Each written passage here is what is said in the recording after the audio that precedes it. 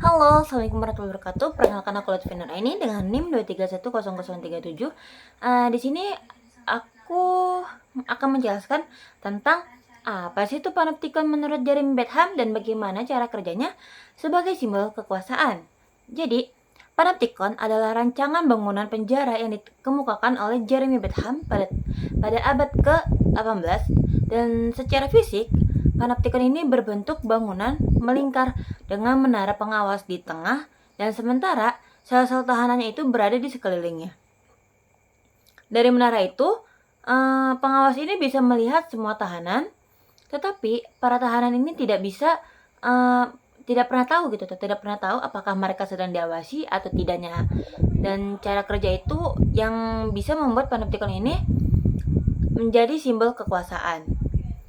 Terus kekuasaan tidak lagi bekerja lewat kekerasan berlangsung, melainkan lewat pengawasan yang terus-menerus dan tidak terlihat.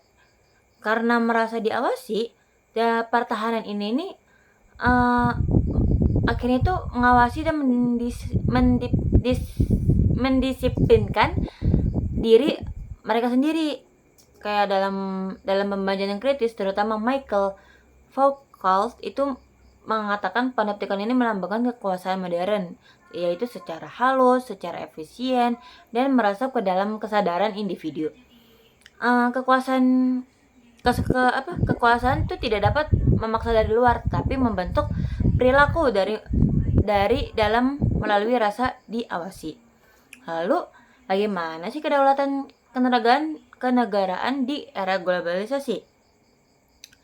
Jadi, di era globalisasi ini kedaulatan negara itu tidak hilang, tetapi berubah bentuk dan mengalami tantangan serius.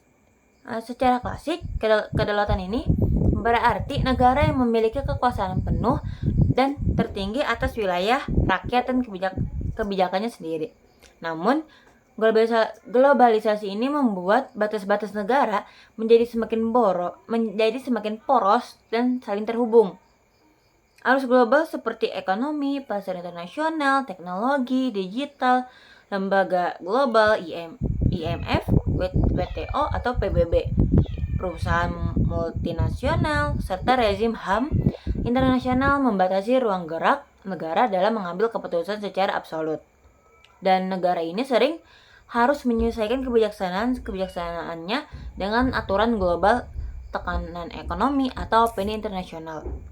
Dan akibatnya ini kedaulatan ini tuh lebih bersifat relasional dan negosiatif, bukan mutlak. Tetapi negara ini tetap berdaulat, tetapi kedaulatannya itu menjalankan melalui kerjasama, kompromi, ketertarikan global, bukan lagi dalam isolasi penuh.